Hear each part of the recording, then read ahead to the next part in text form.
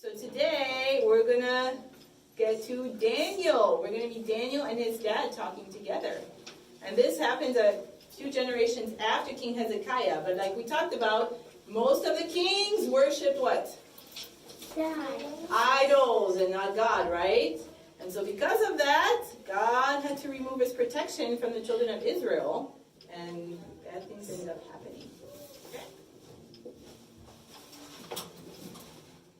Hey, Dad. Hey, Daniel. So like we were saying last time, we've been finishing the story of Joseph from long ago, written here in the scrolls of Moses. You know, that story really teaches us something important, son, because the story of Joseph reminds us that we should stand up for what God tells us to do and do the right thing, even if no one around us will. Even like Joseph, when he was taken as a slave to Egypt. That's a good point, Dad. I guess, though, we don't really have to worry about Egypt attacking us, huh? Well, not so much, no. But, the Babylonians are fighting the Egyptians right now. That's what I've heard. And I've heard a lot of rumors, Dad, like they might come here to Jerusalem and attack Jerusalem. Do you think that might be true? Well, let's stop and think a moment now. Let's think back on your history, Daniel. You've learned that as well.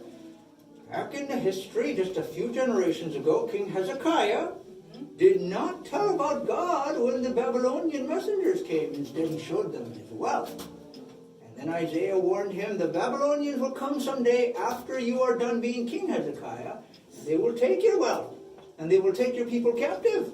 That's what Isaiah said. And now lately, the prophet Jeremiah has been warning people in the temple, warning people at the court, that the Babylonians are going to come. They're going to be God's tool to bring consequences to the people of Israel because of the idolatry, because they're not wanting to follow what God tells them to do.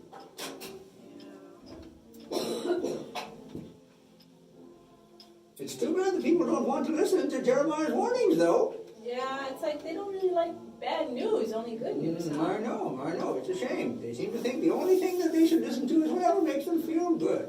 Oh, well.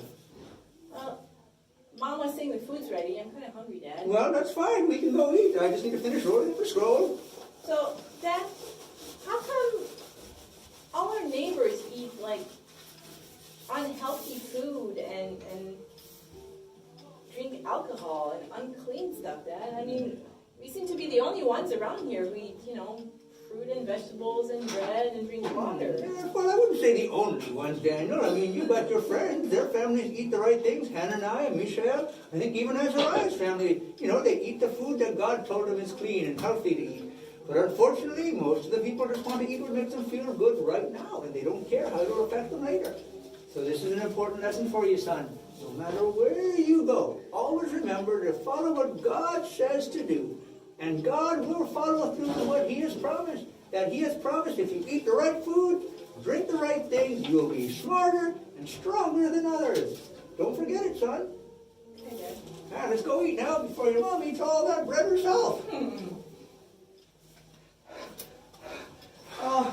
Daniel, I don't want to be a captive for the Babylonians. Why do we have to go? I know, Hananiah, but listen, it's a good thing that Prince Nebuchadnezzar, he picked us out himself to come along. How is that good? Otherwise, he probably would have killed us, Hananiah. But at least then we get to maybe serve in his court, or maybe he'll have us as students in his university. I hear they do that sometimes with the smartest of countries That they destroy, that they conquer. Jeremiah was warning everybody that this was going to happen. Why didn't anybody pay attention? We could have been ready. We could have had more soldiers. We could have been trained so the Babylonians wouldn't have been able to beat us. But you know how most people are.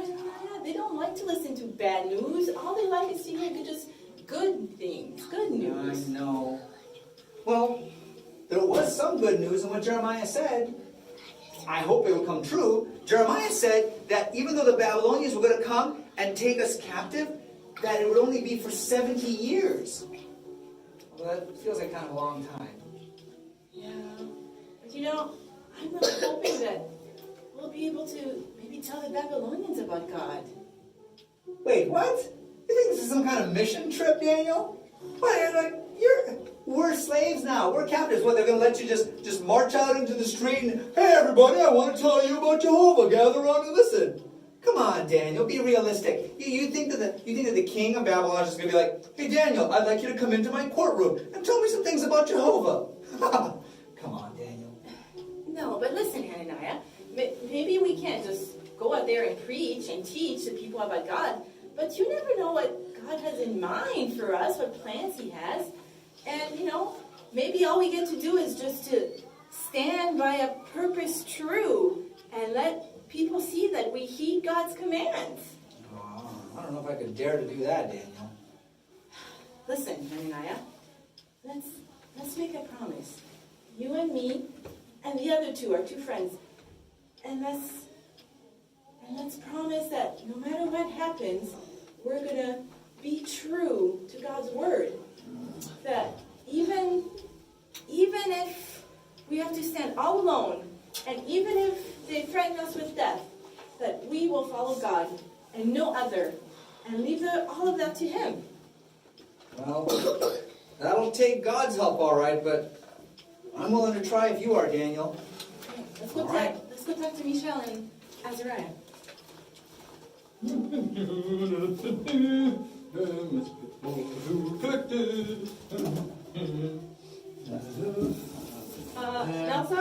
What's, how can I help you? Hi, I don't know if you remember me. I'm Daniel. No, actually you're not anymore. If you remember, we've changed all your names. All you Hebrew captives here at Babylonian University, well, you've got different names now. So out with it. What's your new name? Yes, I know, Belteshazzar. Yes, very good. I still think of myself as Daniel, though. Yes, okay. Well, how can I help you? I'm very busy setting table. Well, listen, it's about the food. The food? Yes. There was a problem with the food. Oh dear. Was the pork roast a little off? Oh, don't tell me they didn't give you the baked lizard this morning. I made that special for everyone. Oh. Was it the dog liver soup? Did it look a little green? Oh, I told the cook to try to make it better, and he wouldn't listen to me. No, listen. The food is offered to idols. Right.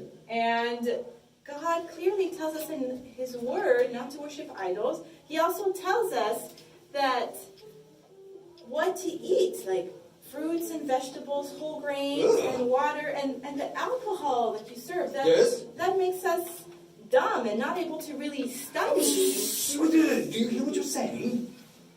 You're saying that the food and drink that King Nebuchadnezzar himself has selected for you and all the students in this university, you're saying that that's going to make you dumb? You mean that the king, in all his great and benevolent wisdom, could have somehow chosen something dumb? Are you trying to say the king is dumb? No. It's just if everybody would follow God's health rules and eat well and not drink alcohol, everybody would be smarter and feel better. Well, I am sorry, but everybody already eats this way, and that's just the way it is. Listen, we really want to follow... Wait, we who? Who's we? I don't see anyone else with you. Me and my three friends, Hananiah and Mishael and Azariah. Those sound like Hebrew names to me, and I believe we've changed those names as well. Yes. So, what were the names again? Shadrach, Meshach, and Abednego. Yes, that's much better. Listen, we've decided that we want to follow God's rule, and we want to be able to study really well for the king. You know, he's given us 3 years in classes, and to be able to eat healthy food and not drink alcohol will really help us to be smarter and really concentrate on our studies. Well, that's what you say, but now, this is the God of the Hebrews who said this, right? Yes. The God of the Hebrews gave you all of these special rules as to what to eat and not to eat, right? Yes.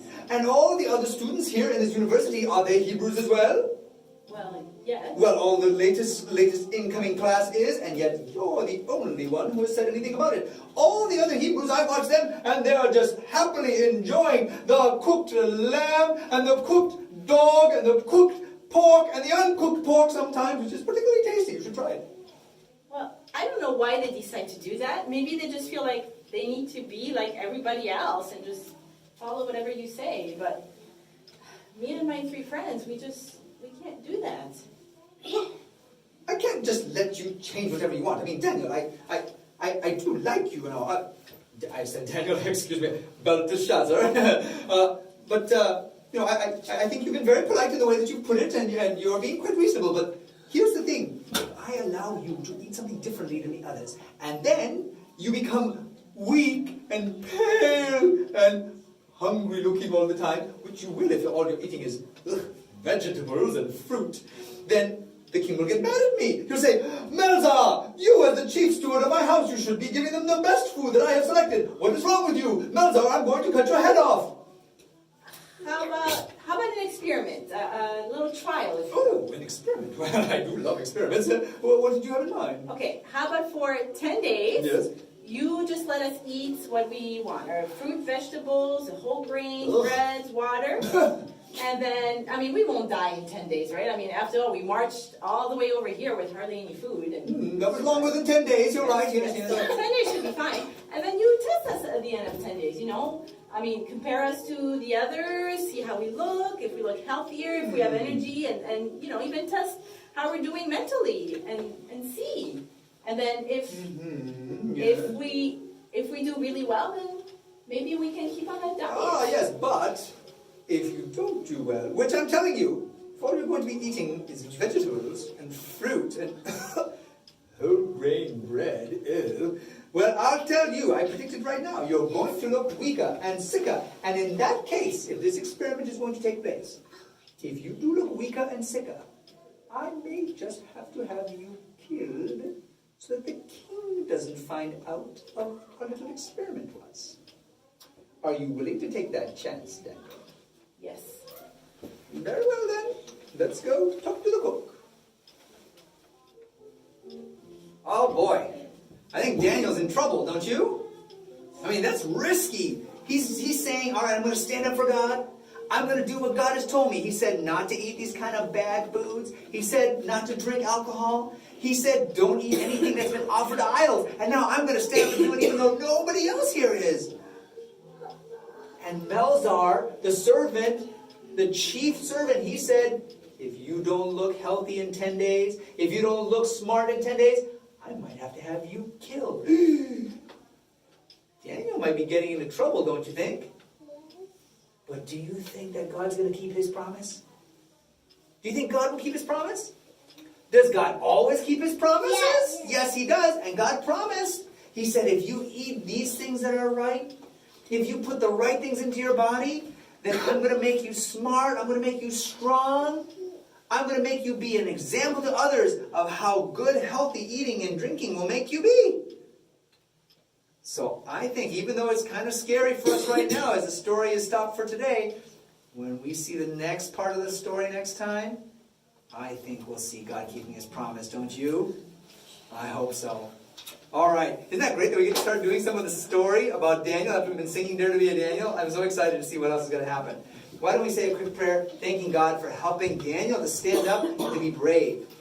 Let's close our eyes. Thank you, our Heavenly Father, that you helped Daniel to follow what you had asked him to do. That you gave him instructions and you gave him the power to follow those instructions. Thank you that Daniel and Shadrach, Meshach, and Abednego were all willing to listen to you and do what was right, even though it might get them in trouble. Help us to be brave like them, to make decisions even when the people around us say, that's a bad decision, that's dumb, we're all doing it this way. Help us to remember we're going to stand up and do what's right because you said so. We love you very much. Bring us back again safely soon for another part of the story. Amen.